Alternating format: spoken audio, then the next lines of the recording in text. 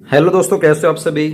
दोस्तों class 11th के लिए मैं आप लोगों के लिए सेकंड वीडियो ले आया हूँ, जो कि हमारा चैप्टर चल रहा था forms of business organisations. Forms of business organisation हमारा चैप्टर चल रहा था। अगर आप लोगों ने अभी तक हमारी फर्स्ट वाली वीडियो नहीं देखी हो तो आप लोगों से रिक्वेस्ट करूंगा आप इस वाली वीडियो को जरूर देखो।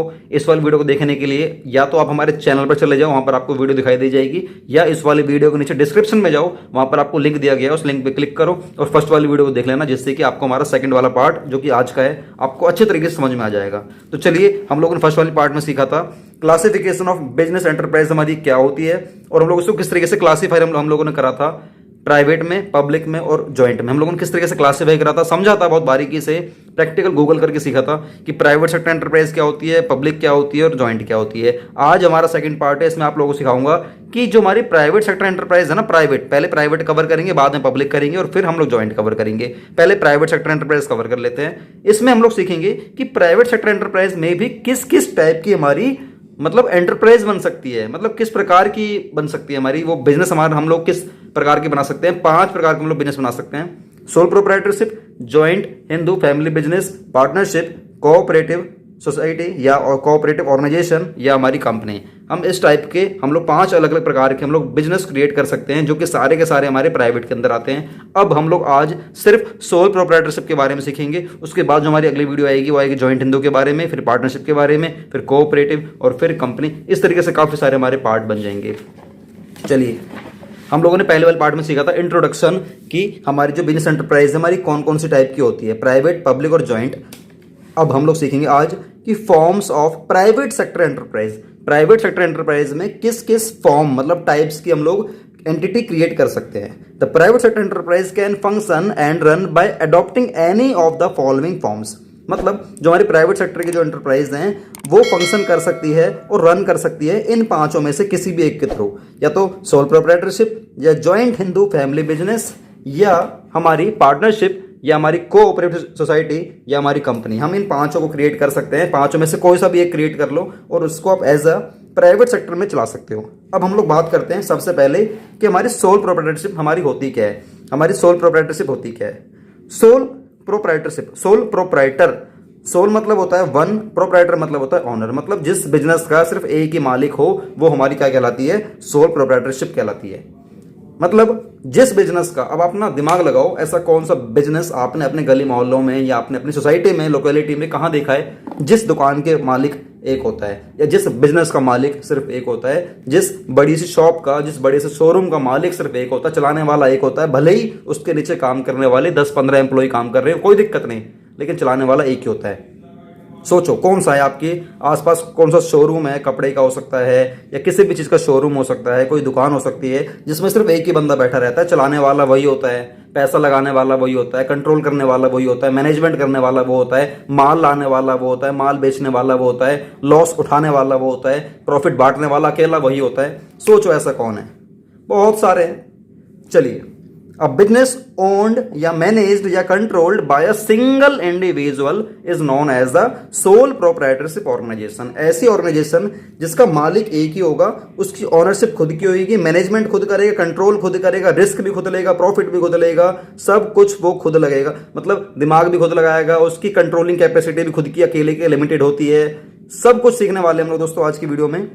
याद रखना, सोल प्रोप्राइटरशिप वही है जिसकी ऑनरशिप खुद की होनी चाहिए, मैनेजमेंट खुद की होनी चाहिए, कंट्रोलमेंट खुद की होनी चाहिए। बहुत सारे ऑथर्स हैं, उन्होंने अपने अपने डेफिनेशन में समझाया है कि एग्जैक्टली सोल ट्रेडर होता कौन है, मतलब सोल प्रोप्राइटर कौन होता है। चलिए एक काम कर लेते हैं, इनमें से 1 या 2 देख लेते हैं। थोड़ी सी स्क्रीन में जूम इन कर लेता हूँ जिससे कि आपको क्लियर हो जाएगा कि मैंने यहाँ पर क्या लिख, देखिए कौन सी पढ़े, ये पढ़ते हैं, J.L. हैंसन की पढ़ लेते हैं। ये कह रहा है sole trader business is a type of business unit where one person is solely responsible for providing the capital. मतलब एक ऐसा सोल ट्रेडर, एक ऐसा बिजनेस का मालिक जो अकेला, सोलली, जो केवल खुद ही रिस्पॉन्सिबल होगा उस बिजनेस के अंदर पैसा लगाने के लिए, कैपिटल लगाने के लिए, और फॉर बियरिंग द रिस्क, और वही रिस्क लेगा, and for the management of the business, और खुद ही मैनेज करेगा। मतलब मैनेजमेंट भी वही करेगा, रिस्क भी वही लेगा, कैपिटल भी वही लगाएगा, तीनों काम अकेला करेगा। सोलली रिस्पॉन्सिबल, वो रिस्पॉन्सिबल है तीनों चीजों के लिए, कैपिटल भी वो लगाएगा, रिस्क भी वो लेगा और मैनेजमेंट भी वही करेगा। ये कौन कह रहा है? हमारे J.L. हैंसन जी कह रहे हैं। बहुत सिंपल डेफिनेशन दी है। उसके बाद किसकी पढ़ें? चलो इसके पढ़ के देखते हैं जेम्स स्टेफ हैंसन की। जेम्स स्टेफ हैंसन की पढ़ के देखते हैं उन्होंने क्या बोला, काफ़ी बड़ी बोली है लेकिन देखते हैं क्या बोला। A sole proprietor is a person who carries on business exclusively, जो उस बिजनेस को एक्सक्लूसिवली मतलब कैरी करेगा। एक्सक्लूसिव मतलब होता है पूरे तरीके से केवल वही कैरी करेगा, बाय या तो वो कैरी करेगा और किसके लिए करेगा, फॉर हिमसेल्फ, खुद के लिए करेगा। मतलब एक तो खुद कैरी करेगा और दूसरा खुद के लिए क्रिएट करेगा वो। He is not only the owner of the capital of the undertaking, उस अंडरटेकिंग का, उस बिजनेस का वो अकेला खुद ओनर नहीं है उस कैपिटल का, बल्कि but is usually the organiser भी वही है। यही नहीं कि आप ये कहोगे कि उस बिजनेस का ओनर वही है, सिर्फ वही ओनर है, नहीं, ओनर नहीं, बल्कि वो ऑर्गेनाइजर भी वही है, मैनेजर भी वही है, सब कुछ वही है। And takes all the profits और रिस्पॉन्सिबिलिटी फॉर लॉसेस, वही प्रॉफिट की रिस्पॉन्सिबिलिटी लेगा और वही लॉसेस की रिस्पॉन्सिबिलिटी लेगा। ये थोड़ी सी अच्छी डेफिनेशन है, इसको पढ़ के देख लेना। और बाकी तो आप इन चारों में से किसी की पढ़ लो, पेपर में आपको सिर्फ एक ही करके दिखानी है। चलिए अब हम लोग सीख लेते हैं कि जो सोल प्रोप्राइटरशिप होती है, मतलब हम लोग कैसे पता लगाएं कि ये सोल प्रोप्राइटरशिप है। जिसकी वन मैन आर्मी होती है, जिसकी वन मैन आर्मी होती है वही हमारा सोल प्रोप्राइटरशिप कहलाता है। जिसकी वन मैन आर्मी मतलब जो अकेला उस आर्मी में उतरता है, उस जंग में उतरेगा, वही हमारा सोल प्रोप्राइटरशिप कहलाता है। मतलब हम लोग पढ़ने वाले फीचर्स, या तो पेपर में फीचर्स पूछेगा या करेक्टरिस्टिक्स पूछेगा या नेचर पूछेगा या एलिमेंट्स पूछेगा, कुछ भी आ जाए हमें यही लिख के आना है, ठीक है ना, घबराना मत, ठीक है ना। पहले तो आपको घबराना नहीं है, आपको सिंपल ये देख लेना है कि सोल प्रोप्राइटरशिप के फीचर्स कौन कौन से हैं। The main features of sole proprietorship firms are mentioned below. ये सारे फीचर्स हैं, बहुत सारे फीचर्स पढ़ने वाले हैं, 1 2 3 4, उसके बाद हम लोग पढ़ने वाले हैं अप्रोक्स 9 फीचर्स पढ़ने वाले हैं, ठीक है ना। चलिए पहला पढ़ लेते हैं। देखो इन फीचर्स को पढ़ने से पहले आपको पहले ना कंसेप्ट क्लियर होना चाहिए। हमेशा याद रखना, बिजनेस स्टडीज पढ़ रहे हो मेरे से, तो किसी भी चैप्टर की अगर आप फीचर पढ़ना चाह रहे हो ना, समझना चाह रहे हो, तो उस कंसेप्ट को समझ लो कि सोल प्रोप्राइटरशिप है क्या। अगर आपको क्लियर होगा ना सोल प्रोप्राइटरशिप होता क्या है, तो फीचर पढ़ने में ज़्यादा आपको मेहनत करने की जरूरत पड़ेगी ही नहीं। आपको बस ये क्लियर होना चाहिए कि सोल प्रोप्राइटरशिप होता क्या है। मैंने आपको समझा दिया। सोल प्रोप्राइटरशिप होता है एक ऐसा पर्सन, एक ऐसा इंसान जो उस बिजनेस को खुद ही कैरी करता है, खुद ही पैसा लगाता है, खुद ही मैनेजमेंट करता है, खुद ही उस रिस्क को लेता है, खुद ही कंट्रोल करता है, खुद ही ऑर्गेनाइजर है, खुद ही कंट्रोलर है, खुद ही प्रॉफिट को लेगा, सब कुछ वो लेगा। जब मन करे जब दुकान को बंद करके चले जाऊंगा, कोई इसमें मतलब ऐसा नहीं कि कोई बाउंडेशन है इसके ऊपर गवर्नमेंट की, नहीं, कुछ भी नहीं है भाई। जब मन करे जब दुकान खोल दूंगा, जब मन करे जब बंद कर दूंगा, मेरे को पूरी आज़ादी होती है, मैं कोई भी काम करूंगा, कोई भी मतलब लीगली, ये नहीं कि इलीगल काम करोगे, ठीक है ना। इसको रोकने वाला कोई नहीं होता, यही होता मालिक, सीधी सी बात है। आप सोचो कोई कोई गोलगप्पे बेचने वाला है भाई, वो भी तो सोल प्रोप्राइटरशिप है। गोलगप्पे बेचने वाला वो भी तो सोल प्रोप्राइटरशिप में आएगा, अकेला वही तो मालिक है भाई। खुद ही माल बनाता है, खुद ही बेचता है, खुद ही प्रॉफिट लेगा, नहीं बिके तो खुद ही लॉस लेगा, खुद ही बेचता है, वो खुद ही कंट्रोल करता है, खुद ही मैनेजमेंट करता है, खुद ही आता है, खुद ही जाता है। वो कौन है? सोल प्रोप्राइटरशिप है। फीचर पढ़ने पहला सिंगल ओनरशिप। सोल प्रोप्राइटरशिप सबसे पहला फीचर है अकेला वो ऑनर होगा, अकेला मालिक होगा। ये नहीं कहोगे आप 2 मालिक है, 3 मालिक है, 4 मालिक है, नहीं। सिंगल अगर प्रोप्राइटरशिप है ना, सोल प्रोप्राइटरशिप है, तो उसका एक ही मालिक होगा। आपने पड़ोस में देखी होगी एक दुकान पे 2 भाई काम कर रहे होते हैं। जब 2 भाई काम कर रहे हैं ना, एक तो नहीं कर रहा, 2 कर रहे हैं ना, तो हमारी सिंगल मतलब सोल प्रोप्राइटरशिप है ही नहीं, वो कुछ और है। बताऊंगा क्या है वो, पढ़ेंगे ना, मैं जल्दी किस बात की है। The main features of the sole proprietorship firm, पहला single ownership. The sole proprietorship firm is owned by a single individual only, अकेला एक ही मालिक होता है। All the capital is supplied, supplied मतलब ये नहीं माल बेच रहा है, all the capital is supplied मतलब होता है लगाना। All the capital is supplied by the single individual from his own wealth, या तो अपनी खुद की कैपिटल में से उस बिजनेस के अंदर पैसा लगाएगा, और अगर उसके पास पैसा नहीं है लेकिन फिर भी बिजनेस को करना चाह रहा है, तो वो फ्रॉम द बोरोड फंड, मतलब वो कहीं से उधार पैसा ले लेगा, उधार लेने के बाद उस बिजनेस को स्टार्ट करेगा और उस बिजनेस का सिंगल ओनर बन जाएगा। सिंपल। सोल प्रोप्राइटरशिप वो है जिसका अकेला खुद का एक अकेला मालिक होता है और उस पैसे को लगाने वाला वही अकेला बंदा होता है, या तो खुद का पैसा लगाएगा या कहीं से बाहर से पैसा उधार लेकर आएगा, फिर उस बिजनेस के अंदर लगाएगा। सिंपल। लेकिन वो पैसा भाई चाहे उधार लेकर आया हो चाहे कहीं से भी लेकर आया हो, है तो उसी का पैसा ना। चलो ठीक है। सेकंड, इंडिविजुअल रिस्क बियरिंग, मतलब अकेला, जो सेकंड पॉइंट क्या है, इंडिविजुअल रिस्क बियरिंग, अकेला वो खुद ही रिस्क बियर करेगा, खुद ही लेगा भाई, सीधी सी बात है। खुद ही पैसा लगा रहा है, खुद ही प्रॉफिट लेने का तेरे को हक है ना, तो खुद ही भाई तो रिस्क भी तो खुद ही ले। कल को दुकान में आग वाग लग गई ना, तो ये नहीं कि तू किसी और से बोलेगा कि यार तू भी इसमें साझेदार था, तू भी इसमें प्रॉफिट में हिस्सा दे, तू भी इसमें आग लग गया, माल में आग लगी है तो तू भी इसमें कुछ ना कुछ पैसा दे। नहीं भाई, सारा सारा रिस्क तेरा है। कल को दुकान पे रेड लग गई या कल को दुकान तेरी सील हो गई, कुछ भी हो जाए तो सारा सारा रिस्क तेरा है। In sole proprietorship firm whole risk, मतलब सारा का सारा risk is borne by a single individual only. The sole beneficiary, of all the reward is one individual only, मतलब ओनली सॉरी, मतलब अगर बेनिफिट होगा तो भी अकेला लेगा। Likewise if there are losses he या शी, लड़का चलाएगा उस बिजनेस को या लड़की चलाएगी, alone has to bear them, मतलब या तो लॉस होगा या प्रॉफिट होगा, सारा सारा अकेला वही बियर करेंगे। दस ही या she alone bears the risk of business, इसीलिए वो सारा का सारा रिस्क बियर करते हैं। सिंपल है, सिंपल बोला गया है, अकेला मालिक होगा, सारा सारा रिस्क वही लेगा। और थर्ड, कोई सेपरेट लीगल एंटिटी नहीं है, कोई भी सेपरेट लीगल एंटिटी नहीं होती है।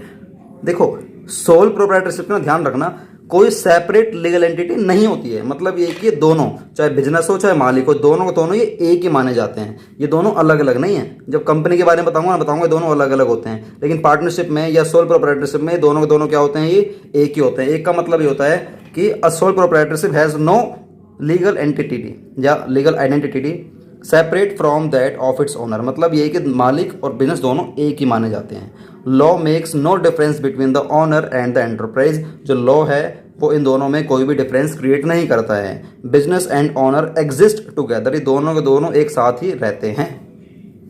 फोर्थ, फ्रीडम ऑफ ऑपरेशन, खुली आज़ादी है भाई, जब मन करे दुकान खोलेगा, जब मन करे दुकान को बंद कर देगा, जब मन करे कुछ भी कर भाई, इसमें आने के लिए जाने के लिए कब स्टार्ट करेगा कब इसको बंद कर देगा, कोई दिक्कत नहीं है। बस एक केस में, बस एक केस है जहाँ पर आपने लाइसेंस लेना होता है। कुछ ऐसे बिजनेस होते हैं जहाँ पर आपको लाइसेंस लेकर काम करना होता है, अदरवाइज अगर आप खुद का काम करना स्टार्ट कर रहे हो, मान लीजिए मेरे जो ट्यूशन पढ़ाना स्टार्ट करना है, तो मैं किसी का लाइसेंस थोड़ा ना लूँगा, मैं तो अपना खुद को खोल दूंगा, पढ़ाना स्टार्ट कर दूंगा। लेकिन सोचो अगर मुझे मान लीजिए बायजूस वगैरह में, वेदांतु वगैरह में या कहीं पर मुझे पढ़ाना है, बड़ी बड़ी जो एप्लीकेशंस वगैरह है, तो वहाँ पर जाने के लिए पहले मुझे लाइसेंस लेना पड़ेगा। लाइसेंस मतलब ये होता है कि वहाँ पर जाने के लिए पहले मुझे वहाँ की परमिशन लेनी पड़ेगी, उसके बाद ही सब कुछ पॉसिबल है।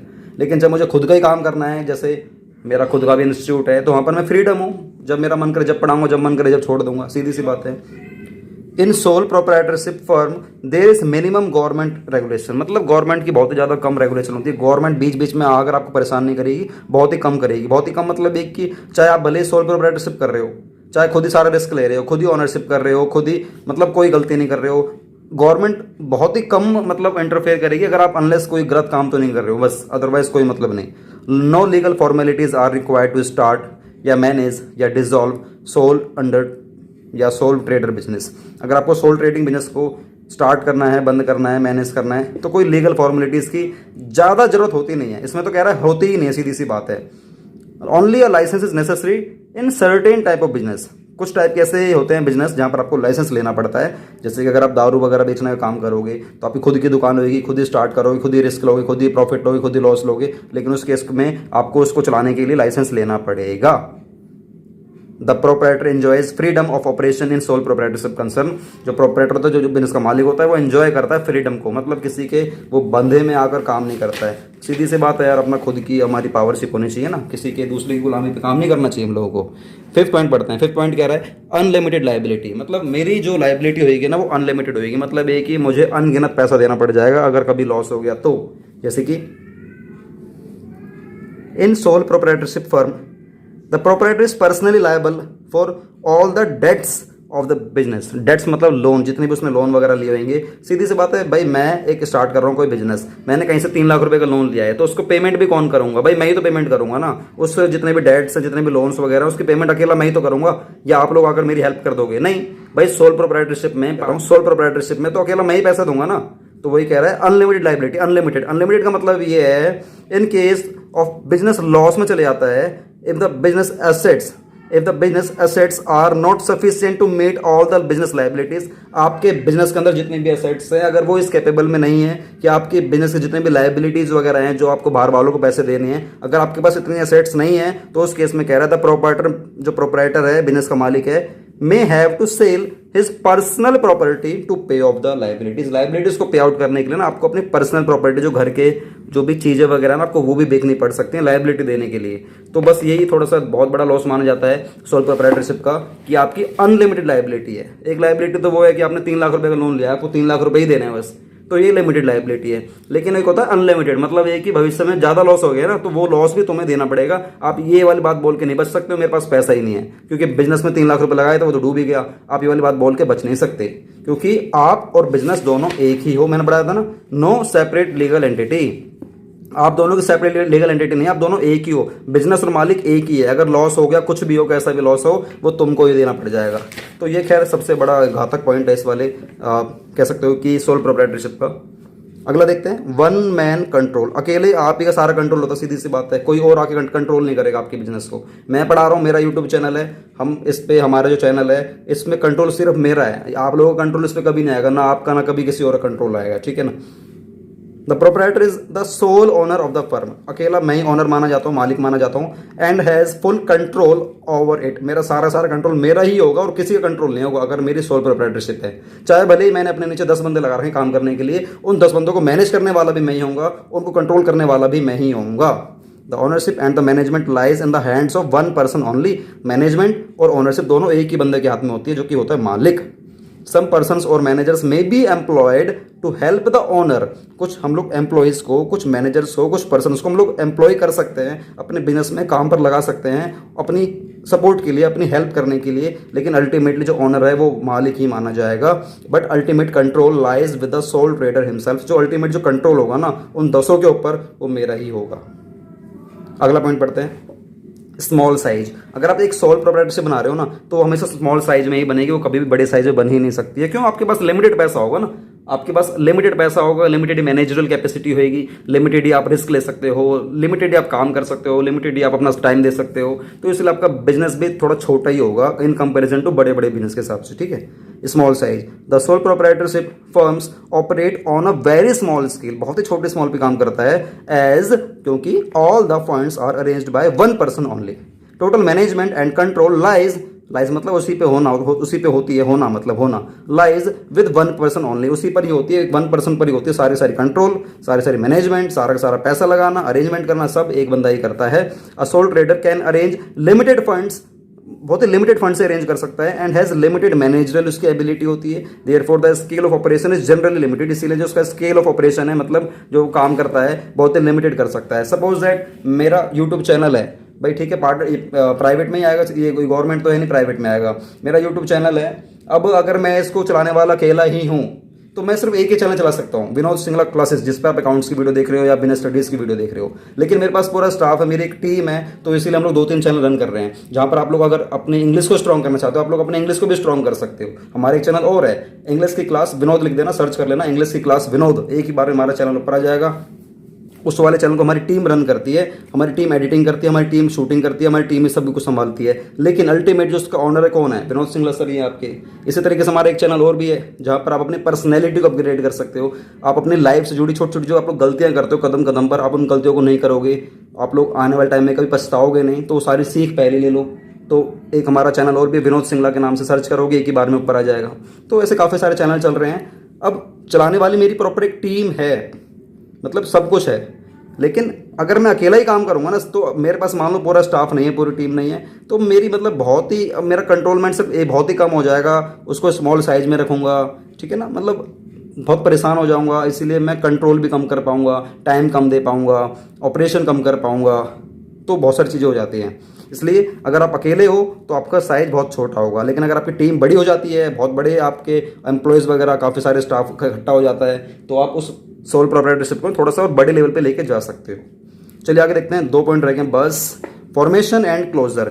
जब आप उसको फॉर्मेट करोगे, बनाते हो या उसको क्लोज करते हो, तो उसके लिए बोला गया है कि कोई जो लीगल जो फॉर्मेलिटीज़ वगैरह होती है ना, वो नहीं होती हैं, बहुत ही कम होती हैं। कह रहा there are no legal formalities required to start and close sole proprietorship firm. Start करने के लिए और क्लोज करने के लिए कोई भी लीगल फॉर्मेलिटीज वगैरह नहीं है कि कानूनी कोई सलाह लेनी पड़ेगी। अब मान लो यार मुझे यूट्यूब चैनल मेरा बंद करना है, अब बताओ इसमें मुझे क्या कानूनी सलाह लेनी गवर्नमेंट की? क्या मैं जाऊँगा सेंट्रल गवर्नमेंट पे, स्टेट गवर्नमेंट पास, बताओ भाई कानून क्या है, क्यों, कैसे बंद करूँ, क्या तरीका है? नहीं, मैं डिलीट मारूंगा, बंद, सीधी सी बात एक ही बार में। तो कोई फॉर्मेलिटीज़ वगैरह नहीं है। There is no separate law, कोई लॉ भी नहीं बना इस चीज़ के ऊपर कि governing this form of business, की इसको चलाने के लिए कोई लॉ वगैरह बना दिया जाए, लॉ भी नहीं इसके ऊपर कोई। Only in some cases a license might be required, but otherwise forming and closing sole proprietorship business is very simple.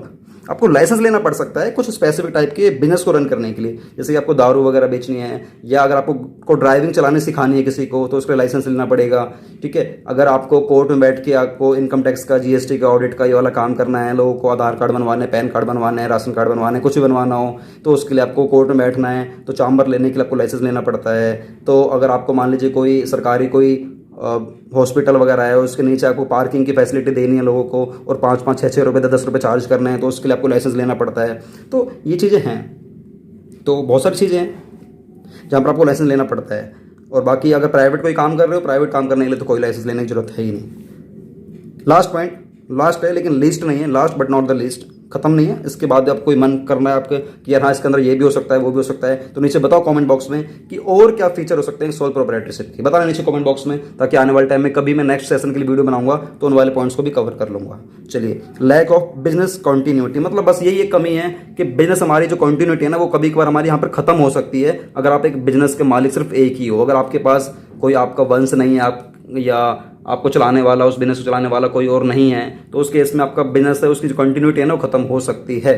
Since business and owner are one, so death या इंसॉल्वेंसी, डेथ हो जाना मतलब हो सकता है कि डेथ हो जाए, या वो इंसॉल्वेंट हो जाए, उसके पास इतना पैसा ही नहीं है, इंसॉल्वेंसी मतलब होता है उसके पास इतना पैसा नहीं है कि वो उस बिजनेस को कंटिन्यू कर सके, या वो इनकैपेसिटी, या वो इनकेपेबल हो गया, उसका दिमाग चलना बंद हो गया, कभी कभार बिजनेसमैन पागल हो जाते हैं, या वो एलमेंट, एलमेंट मतलब होता है कि कुछ ऐसी बीमारी वगैरह लगी है उसके शरीर में, रोग लग गया जिससे कि वो उस बिजनेस को चला नहीं सकता है, तो उस केस में उसके बिजनेस को खत्म करना पड़ेगा, बंद करना पड़ता है। And will have direct affect on the business, इन सारी चीज़ों का इफेक्ट डायरेक्ट पड़ता है हमारे बिजनेस पे। अगर मान लो सपोज दैट भगवान ना चाहे कि कभी मेरी डेथ होगी तो बताओ इस चैनल को कौन चलाएगा, मनोज सिंगला क्लासेस को कौन चलाएगा? कोई नहीं चला पाएगा, क्योंकि आप किसी और टीचर को एक्सेप्ट ही नहीं करोगे। तो डेथ में या इंसॉल्वेंट हो गया या मैं इनकैपेबल हो गया कि मतलब मैं आपको टाइम नहीं दे पा रहा हूँ या कुछ भी कह सकते हो, तो उस केस में मेरा बिजनेस ये बंद हो जाएगा। तो दोस्तों ये रही आज की क्लास, ये रहे हमारे फीचर्स ऑफ सोल प्रोप्राइटरशिप। आपके सामने 9 के 9 फीचर्स एक ही बार में रखे हुए हैं, आप देख सकते हो। ये हमारे 9 फीचर्स हैं, आप चाहो तो इसका एक स्क्रीनशॉट भी ले सकते हो। Features of sole proprietorship: single ownership, no separate legal entity, unlimited liability, small size, lack of business continuity, individual risk bearing, freedom of operation, जब मन करे जो काम करे वो काम करेगा, वन मैन कंट्रोल, अकेला मेरा कंट्रोल होगा, और फॉर्मेशन एंड क्लोजर को करने के लिए, फॉर्मेट करने के लिए, क्लोज करने के लिए कोई भी जरूरत नहीं है अनलेस आपको लाइसेंस वाला काम ना पड़ना हो।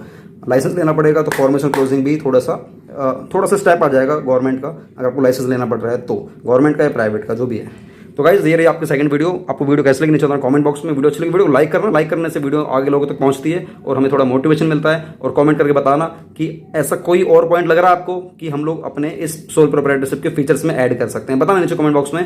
अगर आप लोगों ने अभी तक हमें इंस्टाग्राम पर फॉलो नहीं करा है तो इंस्टाग्राम पर फॉलो कर लेना, इंस्टाग्राम की आईडी का लिंक आपको नीचे डिस्क्रिप्शन में दिया गया है, वहां पर जाओ फॉलो करो। इंस्टाग्राम पर लगातार हम लोग लाइव आते रहते हैं, आपको इंग्लिश सिखाते हैं, आपसे डेली बातचीत करते हैं, जो भी डाउट्स लेते हैं, बातचीत करते हैं, लाइव जुड़ते हैं, बड़ा मजा आता है, ठीक है ना। इंस्टाग्राम पर फॉलो करना बिल्कुल ना भूलें। मिलते हैं नई वीडियो साथ, वंदे मातरम, जय हिंद।